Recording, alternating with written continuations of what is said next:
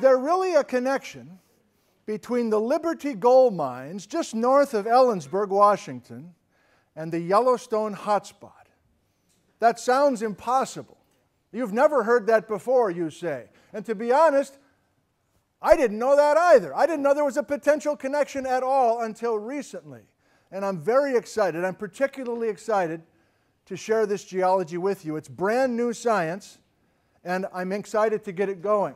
So, for the uninitiated, where is Liberty, Washington? It's right here.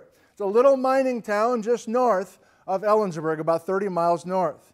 Where's Yellowstone? Okay, well, that's a national park we've all heard of. That's here in Wyoming. That's in the Rocky Mountains. And there's a circle here because there's a big caldera, a big crater from a super duper, superdy duper, an incredible volcanic explosion 640,000 years ago. How can we take these two places and make them work together? There is a way to do it. And if you're willing to play along with me tonight, we're going to make it work. Now, there's a hotspot beneath Yellowstone Park, and you don't know much about hotspots, you say. I can fill you in. The Liberty Gold bedrock is a whole nother set of ideas, and you say, well, I don't know anything about that. Well, let's fill you in. Last winter, at this time, on this stage, we did a Liberty Gold Mine lecture. And this is a black chalkboard to remind us of the basic messages from last winter, if you didn't join us last winter. So here we go. Liberty, Washington, just north of Ellensburg.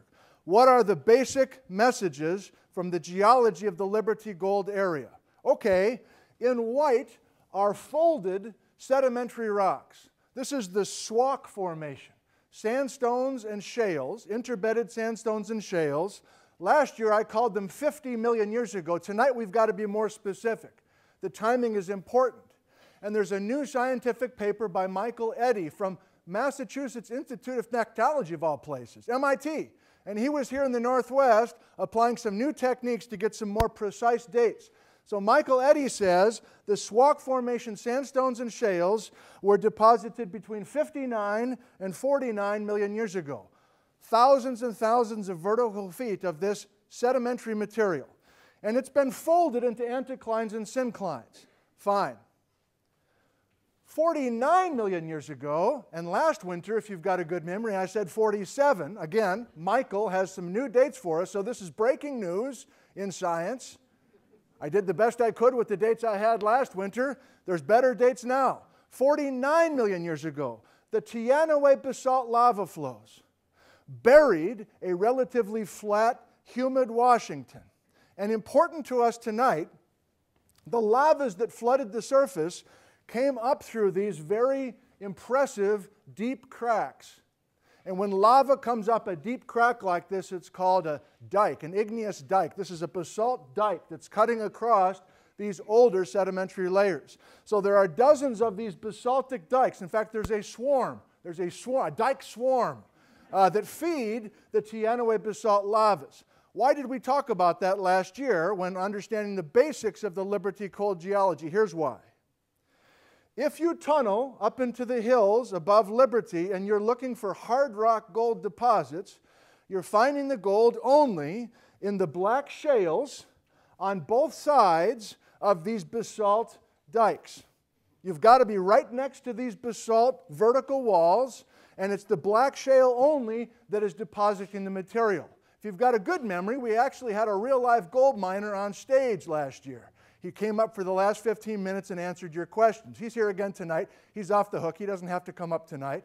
But Rob Reppin's mine, this hard rock mine, is right at the nose of an anticline where we have the black shale in contact with the basalt. Finally, we've got the folding, we've got the lavas, but there was no discussion last winter about why.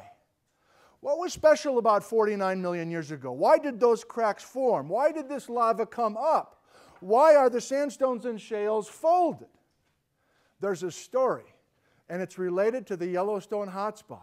It's not like I had it in my back pocket last year and I just chose not to say it. I didn't know it. A beautiful scientific paper written by Ray Wells, who has spent a whole career in the Northwest. has been the major proponent of this idea of a long-lived Yellowstone hotspot and a potential connection to places like Liberty. So I'm going to highlight most of tonight's content coming from Ray Wells's paper that came out in the last couple of years.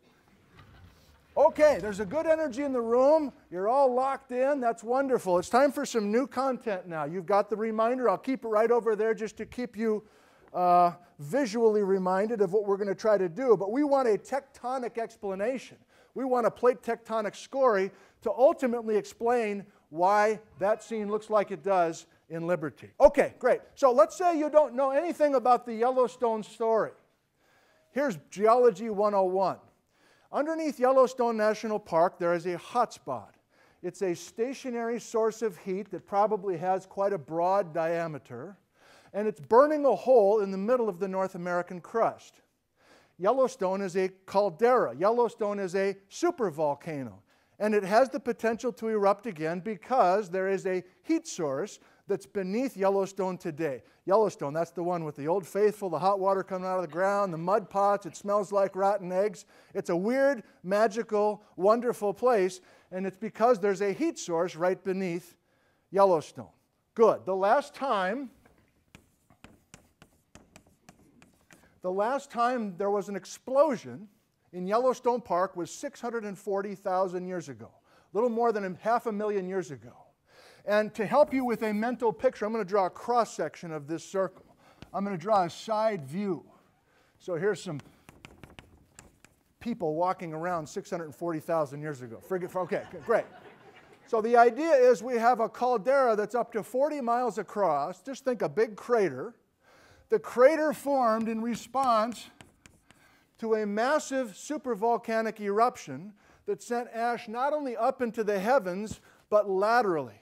A pyroclastic flow that was hugging the ground in all directions away from Yellowstone Park 640,000 years ago.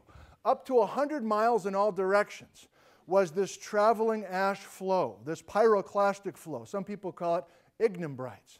And when that stuff finally comes to rest, that material welds together. So there's a welded tuff, a very dense volcanic rock. And if we can get the date for the welded tuff, we've got the date for the explosion. So that's where we have this date. There's a welded tuff surrounding this Yellowstone caldera. Okay, good. You're up to speed now on a hotspot beneath Yellowstone Park. Let's take it a step further, because we got a long way to get to Liberty, Washington, and Rob's gold mine, for goodness sake.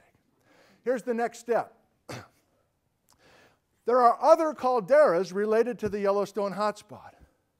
And those calderas are beautifully lined up.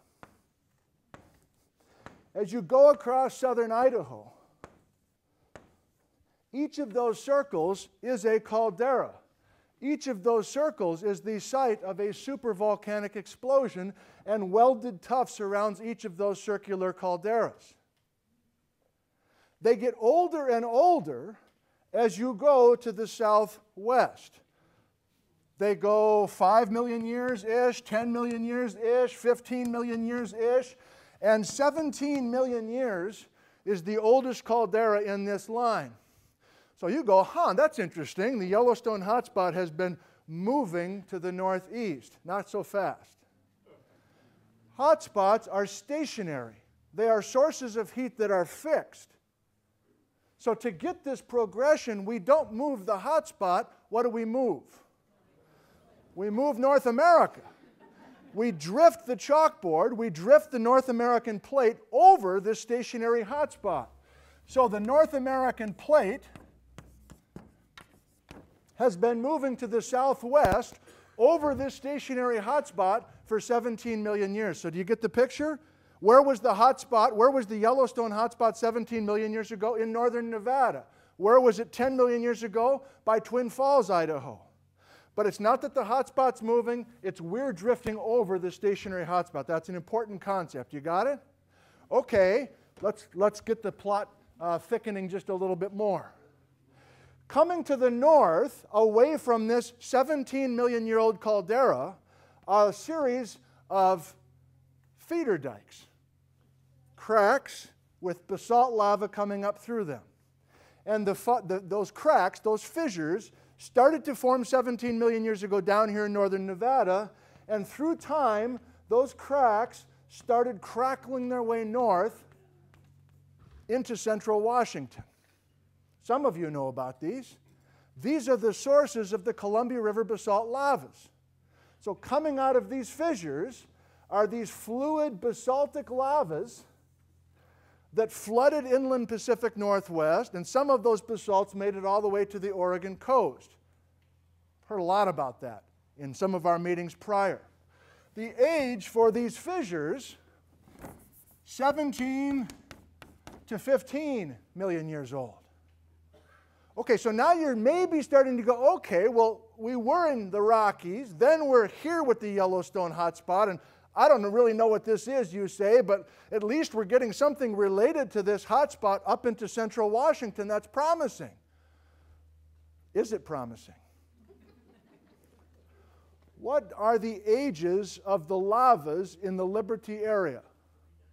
49 million years old.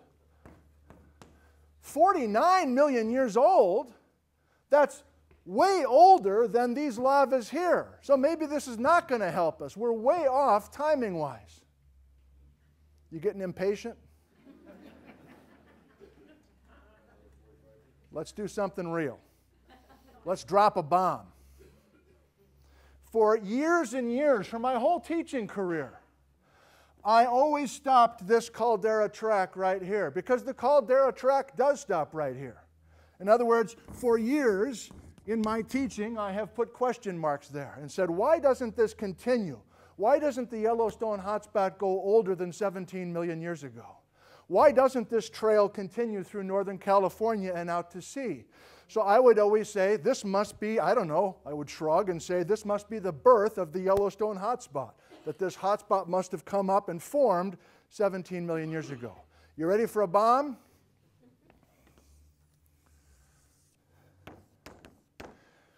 "55 million years ago, Ray Wells, and I'm a believer, and more geologists are believing, that the Yellowstone hotspot, 55 million years ago, was off the shore of the Pacific Northwest, in the Pacific Ocean. 55 million years ago. In other words, we can go back way more than 17. We can go to 55 million years. What's the evidence? You should say that. What's the evidence for that? I'm not just going to buy that because you told me. What's the evidence? Technically, between 56 and 49 million years ago, off the shore of Washington and Oregon, there was an enormous pile of basalt that was built off the ocean floor, and that pile was so large of basalt lava that it got its neck up above sea level. We used to have a huge island off the shore of Washington and Oregon during these ages. And Ray Wells and others contend that that incredible volume of basalt lava was fed by the Yellowstone hotspot being offshore. How much basalt is incredible amounts of basalt? Well, you've seen videos or heard lectures in the past about how thick, how big the Columbia River basalts are. The volume of the basalt in this island is 14 times the volume of all the Columbia River basalt lavas put together. Let me repeat that. All of the basalt lava in this huge, large igneous province is 14 times the volume of the basalt that came out of these fissures. We have a name for it. It's called Siletzia. Siletzia. I'm guessing nobody in the room, or maybe just 2 out of the 250 people here, have heard of Siletzia. It's a name we have given to this incredible broad pile of basalt. And I can't hold it. I got to keep going in case I start losing the interest of some of you. I'm not going to get to the point tonight to say that the Yellowstone hotspot was beneath Liberty. I'm not going to go that far. It's out here 55. Somehow we got to make these lavas 49. But I am going to say that the Siletzia Island was added to the edge of the Northwest, and the impact of that accretion of Siletzia caused this volcanism and caused this folding here in central Washington. Let me repeat that again in case we lose each other in the next 15 minutes. Is there a connection between the Yellowstone hotspot and Liberty? Yes, and here's the message again. The Yellowstone hotspot 55 million years ago was offshore. It built this incredible gumdrop out on the ocean crust. That gumdrop was added to the edge of North America. The impact of that collision caused the folding and also caused these deep cracks to allow this lava to come up 49 million years ago. Okay, that shouldn't be enough for you. You should be skeptical. Some of you were actually sitting like this. Okay, great. So I may not be able to change your posture, but if you give me a little bit more time, I can give you a little bit more field evidence. God, the energy is outstanding in the room. I am grateful for that. Never heard such a large crowd so quiet. Actually, I have, but that's this. All right, good. All right. So let's go to that 55 million years ago, and instead of the map that I just had of this huge gumdrop out in the ocean, this big terrain, this oceanic terrain, Silesia, let's draw a cross-section and introduce a couple other concepts, okay? So this is Washington moving with the rest of the North American plate, generally to the west. Here is an oceanic plate 55 million years ago. It's called the Farallon plate. It doesn't really exist anymore unless you count the Juan de Fuca plate, which is an old remnant of the Farallon, but we don't care about that tonight. 55 million years ago, modern-day Seattle would have truly been at the coast. I know some of you say, I'm going to the coast this weekend, and you mean Seattle, but this was the coast. There was no Olympic Peninsula 55 million years ago. The rock wasn't there. It was deep ocean off the shore of Seattle. I'm coming back to this in just a second. Hang with me. So we need a big gumdrop. This is Silesia, and it's out on the Farallon plate. And what do we need beneath it?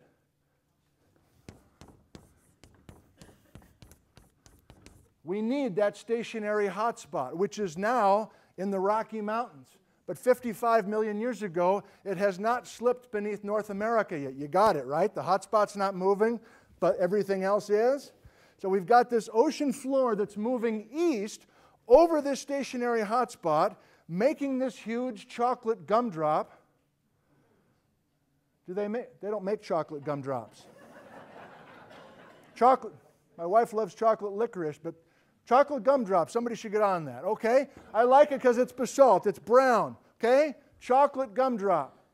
And on shore, we don't have any Cascade Mountains. We don't have any gold yet. The gold is being associated with the Teanaway basalt lavas, and that's into the future, right? But what we do have, 59 to 49, what we do have is our thick deposits of sandstones and shales all across central Washington. Sands and clays, sands and clays.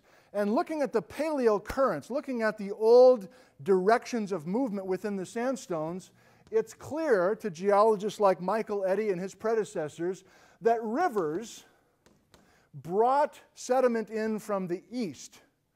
Maybe northeastern Washington, maybe even as far east as Idaho. So bringing sand from the east and dumping it into this depositional basin. And that's a whole nother talk. Why are we allowed to dump so much, thousands of vertical feet of this swamp formation in this basin? That's for another day. Okay? That's where we're getting our sands and shales, and they're not folded yet. We simply have a passive Florida like Washington, flat, humid, swampy. We good? What's next? We're going to take this gumdrop, get it off of the hot spot, and what are we going to do with it? We're going to add it on, we're going to accrete it onto the edge of Washington. And we're going to gain real estate. This bedrock makes up a majority of the Olympic Peninsula, by the way. But we're also going to do something to the Liberty area. We're going to do a bunch to the Liberty area. So let's do it. 51 million years ago is our next sketch. And that's an important date for us tonight. That is the date of accretion. Accretion means to add on. Accretion means to take something on one plate, lift it off of one plate, and add it onto the other plate. 51 million years ago precisely is the age of accretion. What does that look like? Well, here's our chocolate gumdrop that now is half cramming underneath Washington as well as being added to Washington. And we think there is a topographic high, there's a temporary mountain range right at this boundary between the accretion of Silesia and the rest of Washington. But here's some important points that we're coming back to. Why are these layers folded? Who folded the Squawk Formation? The answer is Silesia hitting us in slow motion. The anticlines and synclines that have been mined extensively in the last 120 years in the Liberty area, those folded sandstones and shales are timed up beautifully with the accretion of Silesia. How do we know that? There's one good piece of evidence. There's an unconformity, meaning there's a beveled off surface at the tops of these folds. And that unconformity has been dated at 51 million years ago. But here's the important point. Some of you guys who've been up on Blewett Pass, which is the mountain pass near Liberty, north of Ellensburg. If you've been on the old Blewett Highway, and we'll look at some photos tonight and next week also, there are places where it's not sandstone and shale in the Squawk Formation. There are big river cobbles, stacks of river cobbles in the Squawk Formation. This puzzled people for a long time. But Michael Eddy's paper that came out last year says there is a dramatic change in the Squawk Formation details. And younger than 51, not only we'd start getting these huge river cobbles, but, you ready for it? The old direction of the rivers that laid down the rocks was the opposite. That rivers were coming from the west, depositing this uppermost squawk, whereas below, remember, the rivers were depositing sediment from the east. So the fact we've got different rocks, bigger rocks, and paleocurrents that say the source was to the west, younger than 51, reconstructs this story that we have accretion of Silesia. Still not buying it? Still not understanding how this has anything to do with the Tiano Bay basalt? That's the next step on the chalkboard. I'm sweating like crazy up here on the stage.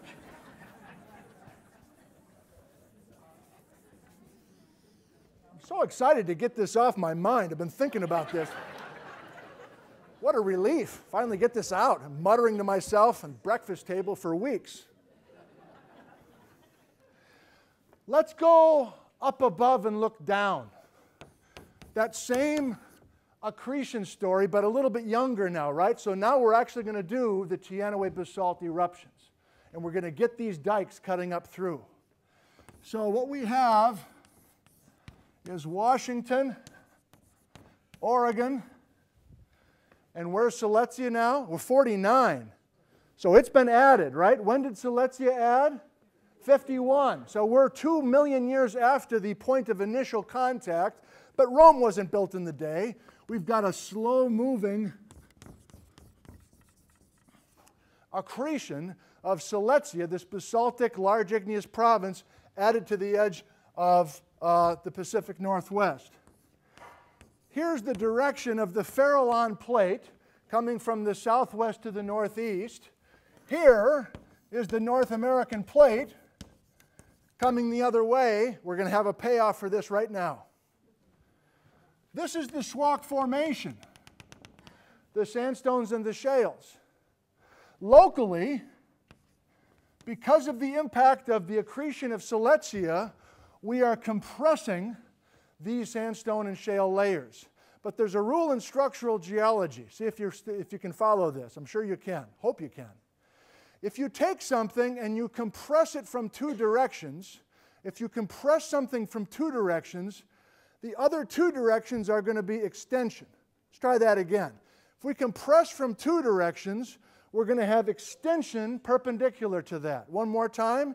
Extension, compression, extension.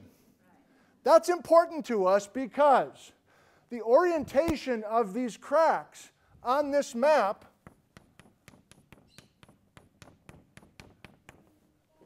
are northeast, southwest, parallel with the compression. Okay, who cares? Here's why you should care. Each of these cracks is literally pry barring this Schwach formation open. These are extensional cracks. So every one of these cracks is extension, and I'm making the argument, based on Ray Wells's argument, that the oblique collision of this chocolate gumdrop, Ray did not use those words, opens these cracks extensionally and allows us to open up this whole dike swarm, dozens of dike swarms that are allowing this Teanaway basalt lava to come up. So we not only do the folding, but we do the cracking, both from this simple collision of adding this last terrain to build the state of Washington. And by the way, our whole state has been built terrain by terrain. This is just the last guy to come in off the ocean. I got one more thing to do before we go to the visuals. If you're new to us, we do about 30 minutes of chalkboard and 30 minutes of visuals, and we're doing just right. We okay? I'd ask if there's questions, but we've got entertainment here.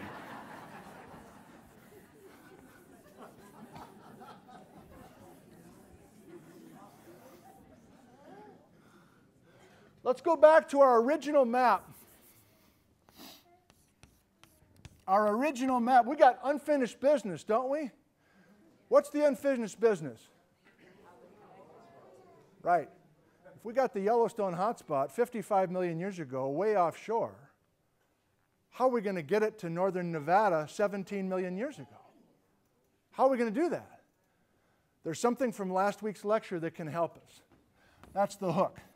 Let's do this as quickly as I can. Here is Washington, Oregon, California, Nevada, Utah, Wyoming, Montana. Okay? Liberty is here. Yellowstone is here. Where's our trail of calderas? Getting older and older and older, cutting across the Snake River Plain. As a 20-something, I did my master's thesis on the Snake River Plain in the intersection with the Yellowstone hotspot. Here I am 30 years later, I'm still talking about it. But there's new information, and that's the exciting thing about science. You keep revisiting these topics because new information comes in by these very bright research professors. That's why there's an unlimited supply of these lectures. There's always new stuff coming in. There's always new stuff. Oh, you've been doing this a while, Zettner. Haven't you done it all by now? Oh, there's so many more topics. And the same topics, but the new information to address. It's beautiful, and it's exciting. Okay, so 17, right? 17 is where the buck stops. And 55, somewhere out here in the water.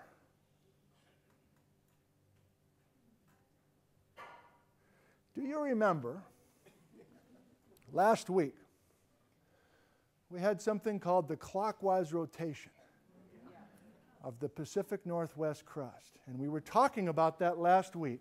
Here's the concept if you weren't with us. Put your elbow at Pendleton, Oregon. Rotate the crust of the Pacific Northwest gracefully in a clockwise sense. And we talked last week about GPS receivers that have documented this motion in the last 20 years. Ray Wells is the godfather of clockwise rotation, and he has used bedrock geology going back 50 million years to document this clockwise rotation. What I'm saying is, this clockwise rotation has been happening while North America has been drifting over the hotspot. Some of you are ahead of me now, and that's good. In other words, I can't hold it. There used to be a line of calderas that continued out into the water. But the clockwise rotation for the last 50 million years has taken these older calderas and moved them away from their original position. And you want to know, where are these things? Have I been to these things?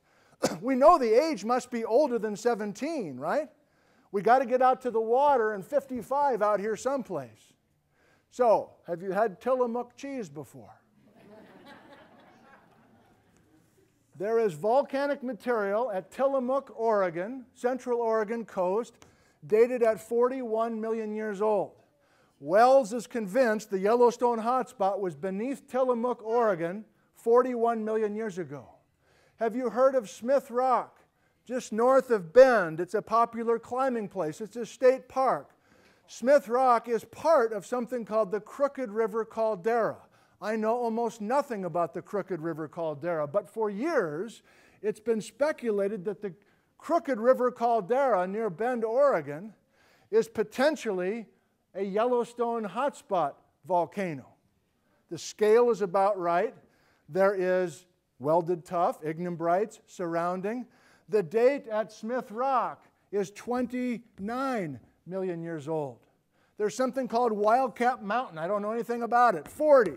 There's another series of volcanic vents that are 23. All I'm trying to say, because I'm not an Oregon geology specialist by any means, is that the clockwise rotation, are you seeing it now? The clockwise rotation has shifted these calderas from their original alignment. And the further west you are, the more rotation you've had. Wells has a general rule of thumb. 1 degree of rotation around the clock every million years. He's worked out the numbers with the ages of these volcanic deposits and the amount of rotation. 1 degree around the clock every million years. So with Tillamook, we've shifted that caldera 150 miles. There's been 150 miles of clockwise rotation from where that Tillamook volcanic center used to be, presumably down in northern Nevada.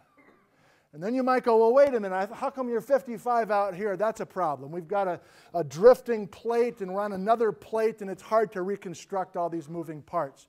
So don't get too hung up on this. It all works out with an animation I'll show you. That's handy because I can't do it with a piece of chalk.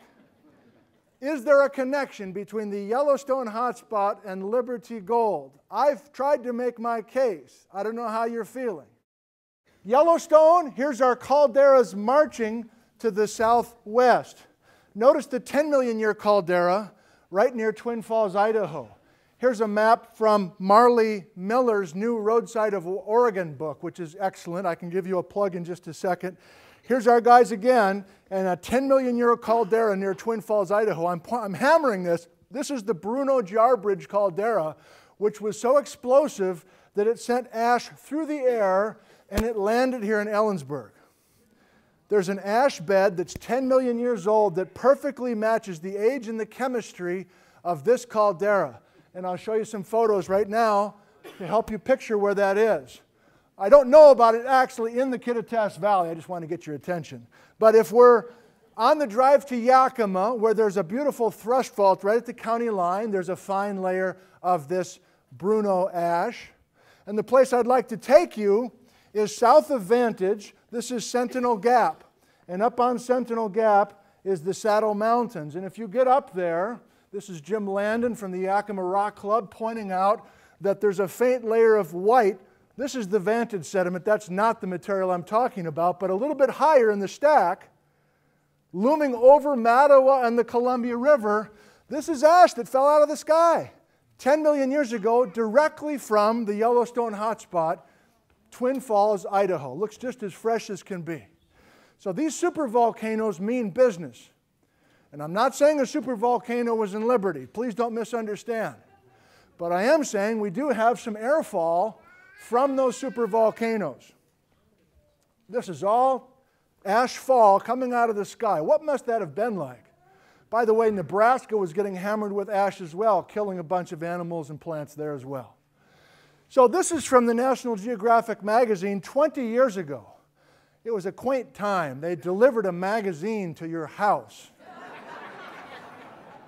God, that was quite a time.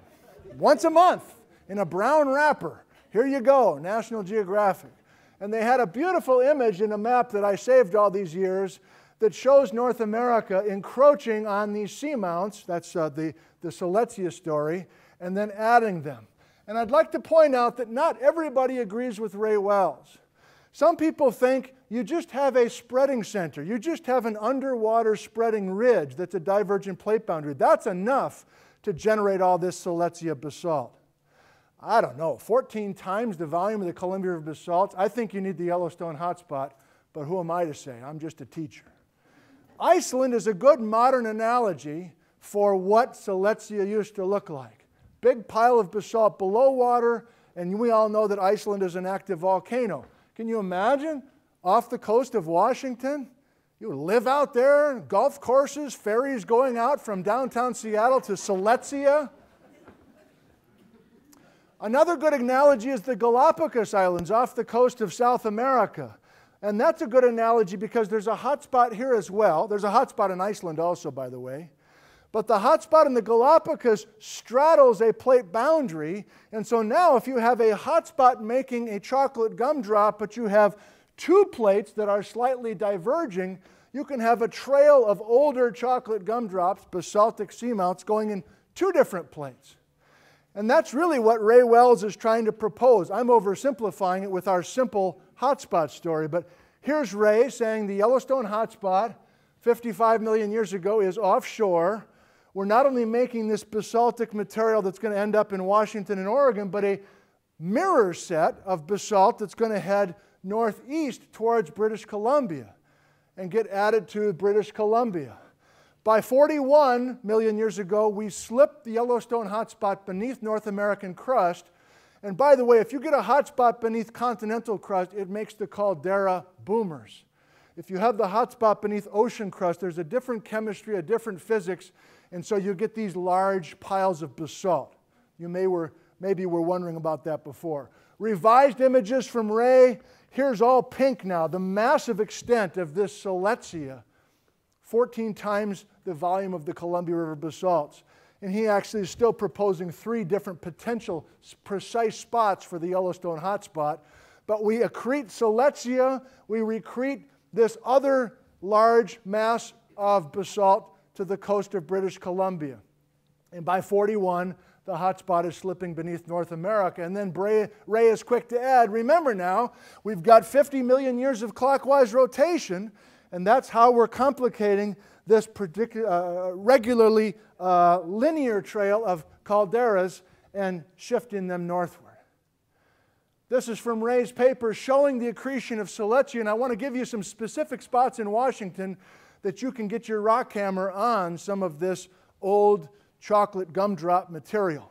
But before we do that, this is a crude animation that is so slow I'm going to manipulate it here. This is Ray reconstructing the details of the Northwest crossing not only the spreading center, but the Yellowstone hotspot. I'll do it again. So can you find, this is the hotspot, the Yellowstone hotspot, straddling this plate boundary. And then North America, you can see the state lines coming in. The dark green is Siletzia. And now he's got the Yellowstone hotspot slipping beneath Central Oregon at Tillamook. And then we do some clockwise rotation to get it to its present location. Here's a cross-section underneath the Pacific Northwest. Honest to God, everything west of the Cascades, oh, how about this? Everything west of I-5 is basalt bedrock from Siletzia. Forget about the stuff last week about toast.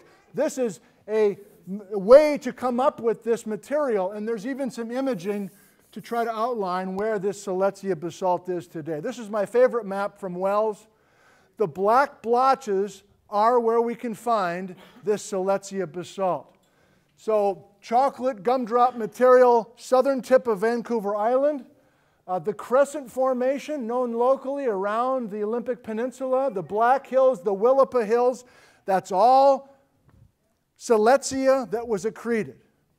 Other places in the Coast Range of Oregon, and then the suture zone down here in the Klamaths in southern Oregon, northern California. How about that? That's what 35 years worth of field work will get you, a beautiful diagram plotting all this field data and these age relationships. In case you are curious at all, this whole pink blotch is underwater Siletzia. This darker pink is above water Siletzia. And then all these younger lavas coming in as North America crosses the hotspot. A couple more interesting new points for you. Remember our swarm of dikes in the Liberty area. They're not alone. There are more than 800 of these basaltic feeder dikes through western Oregon that also are timing themselves in the ballpark of the Teanaway feeder dikes. So I'm not saying there's gold all through western Oregon, gold miners, but I am saying that the impact of Siletzia did the same opening crack business all along the western Oregon front as well. And in case you're really curious, the orientation of these dikes in western Oregon today are not the orientation of those dikes when they formed. Why? Clockwise rotation has actually rotated the dikes to their current northwesterly trend. That's a more advanced thought. This is a GPS plot showing all of this clockwise rotation by instruments across the Pacific Northwest. Notice that it dies out quite abruptly in northern Washington. That's still being debated about why. Again, Wells is the guy that's been pushing this for a long time, and I am enthusiastically an endorser of the power of this clockwise rotation. Smith Rock State Park north of Bend, 29-million-year-old welded tuff from the Crooked River caldera when the Yellowstone hotspot was in central Washington, when the Yellowstone hotspot was under central Oregon, or at least the caldera is now in central Oregon, maybe it was further to the south.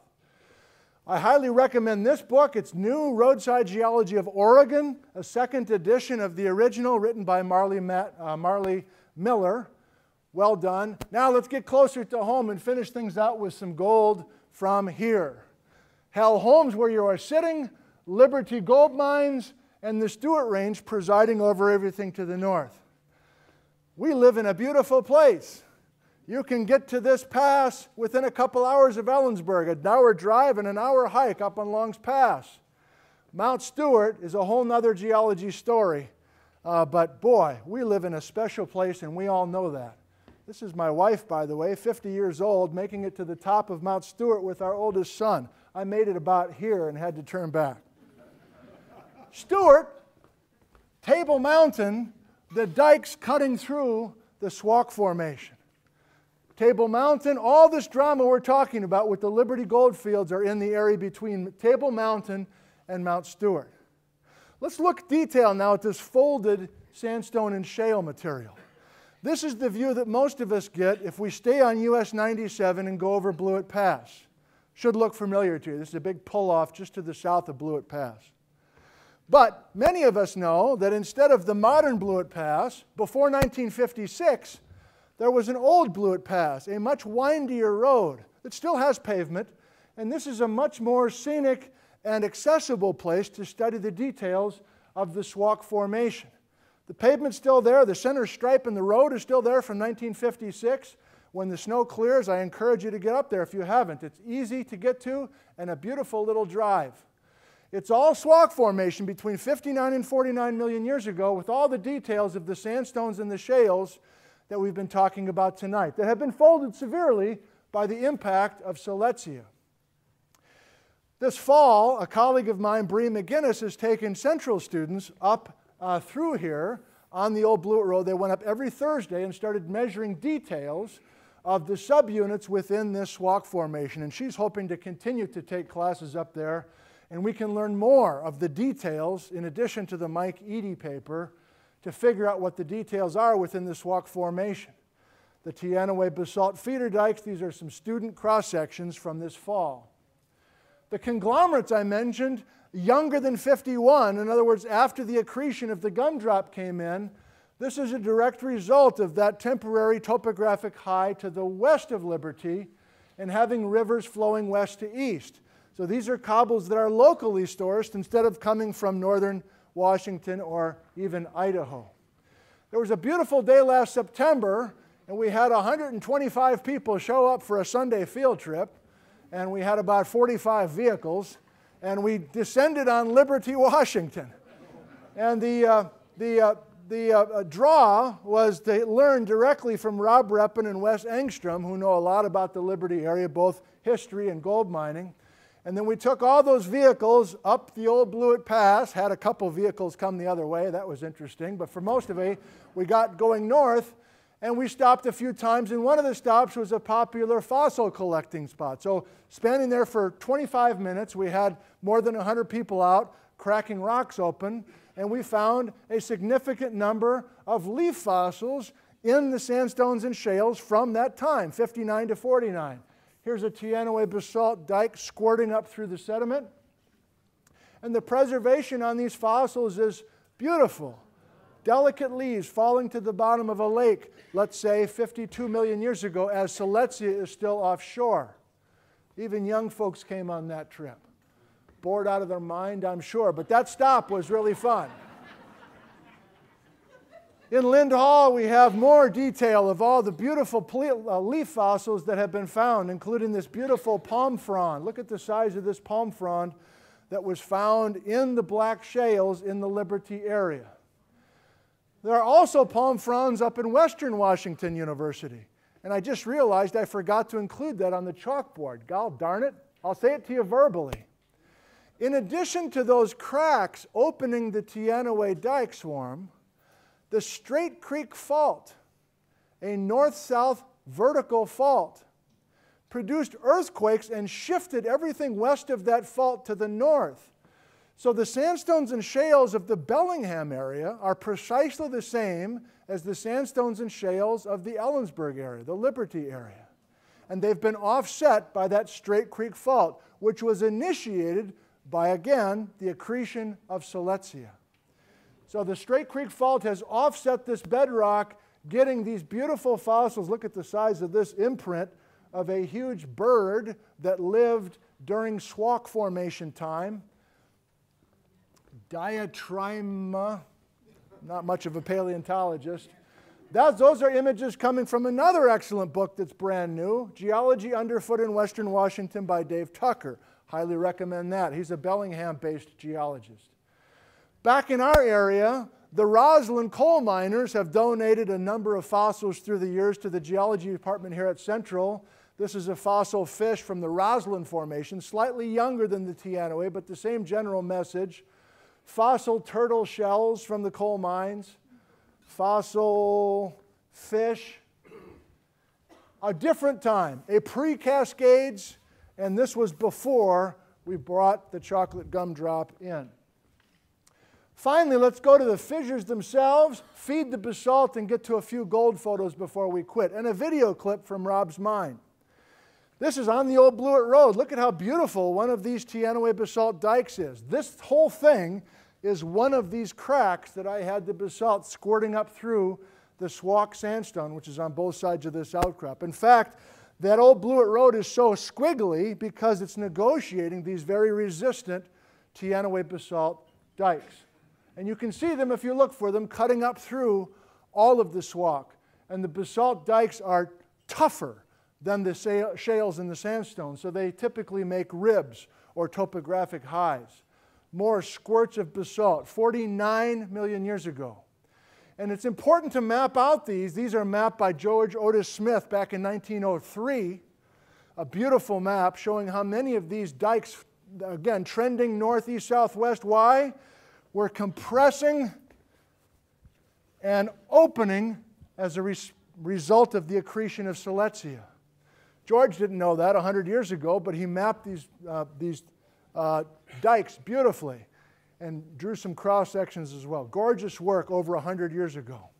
Our modern maps show the same thing. Here's the Mount Stewart granite.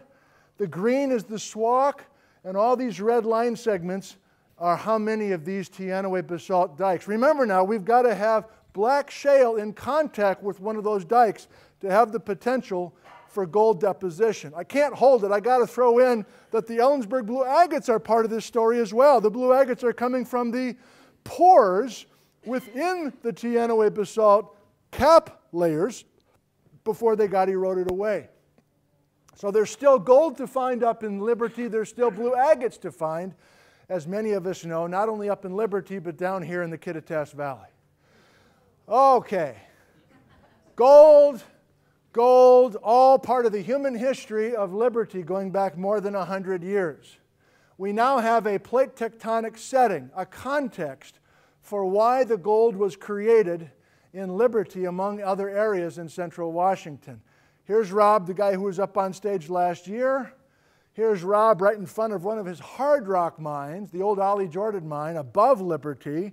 And if we follow Rob into one of these tunnels, hand dug more than 100 years ago, and work our way into the black shale of the Swauk Formation and work our way under these timbers installed more than 100 years ago, with Rob's help, we can find some calcite veins, that's the mineral, and some of those calcite veins are going to be prosperous for us because the gold is being deposited in this situation.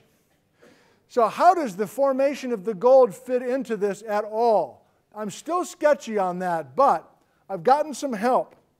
When we apply siletzia, when we accrete siletzia, we over-thicken the crust in central Washington, and we expose the bottom section of the Swauk Formation to extra heat and pressure. In other words, there's a metamorphic process theoretically happening at depth.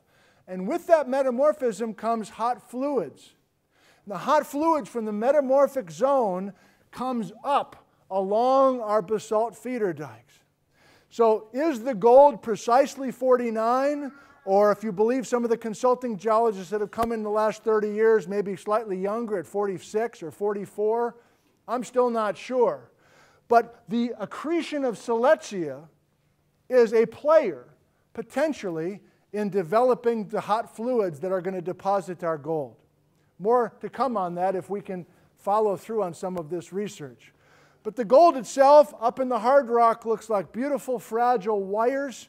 If we can take some acid to this calcite and dissolve that calcite away, we're left with these beautiful, fragile wire gold pieces. And these are all photos of Rob's that he has generously shared with us tonight. Down below those hard rock mines, down by 97, US 97, down by Swauk Creek, there's a long history of placer operations where we're sluicing, we're going through all the cobbles, the river cobbles, and these river cobbles are actually ice age, so they got nothing to do with our siletzia story, but we're including it because finding gold nuggets are also part of the Liberty area. And maybe the only thing that people visualize. Ollie Jordan back in 1932, panning for gold down in the valleys below the hills above Liberty. Rob Reppin and his friends mine. Rob mines year-round, both hard rock up high and placer operations down low. And I've since gone to other kind of gold shows to speak and talk about this Liberty gold story, even though I don't know much. I know enough from this academic angle to be of some interest. And all these nuggets are available for view. So how can you be neutral to photos like this? Gorgeous, gorgeous nuggets of gold. To finish tonight, I'd like to show you a 4-minute clip that's been made for a TV program. It has not been aired yet, but it visits Rob in his placer operation down low with the nuggets. So I'd like you to meet Rob, if you haven't before, through video. Barely half an hour from Ellensburg, Rob Reppin is still finding gold in a mine more than a century old. I met him when he took one of my classes that's open to the public. It turned out that my student also had a lot to teach me. He gave me a tour of the old mine he's been reworking. This is some of the work of the Chinese miners that were in here 100 years ago. No kidding. The Chinese were, for the most part, better, probably more diligent than most, white miners. Very impressive work. So the conditions, although they were outstanding miners, the conditions were pretty tough. They were in here with candles. And you're looking for stuff left over by the old timers. Yeah, we spent a lot of time just cleaning out some of their old tunnels because we figured they left about 25%. We will break this bedrock up and get to the bottom of many cracks that might have gold in. So there's not gold everywhere here. Our pay layer is 2 feet above bedrock and a foot into the bedrock. The rest is all waste material. It doesn't pay to try to process it. And of course, all the good heavy stuff is on the bedrock or in the cracks of the bedrock. Outside the mine, Rob showed me some of his gold. I'll pour them out so you can see them here. This is typical of Liberty Gold. The placer that's millions of years ago, a unique combination of conditions resulted in the buried treasure he's uncovering. I can't believe this weight. Basalt lava burst through shale. Sedimentary rock deposited in a vast inland lake. Red, white, and blue. I'm all ears. Red, white, and blue. Red is the basalt intrusive. Okay. White is the calcite. Okay. And or quartz.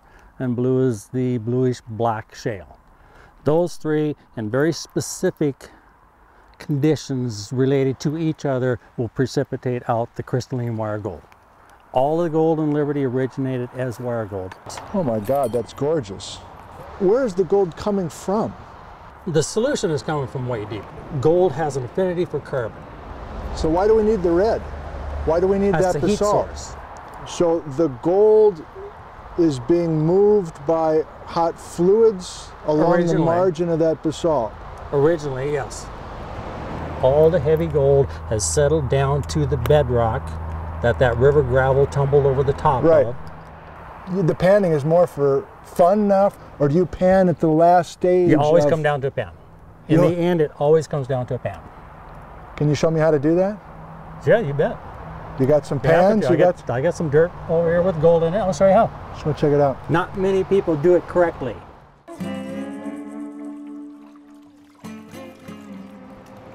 I pan very aggressively. Panning is never a swirling motion. Mm-hmm. Panning is the pan tipped downhill just slightly, a side-to-side motion. The gravel is moving, so it's liquefied.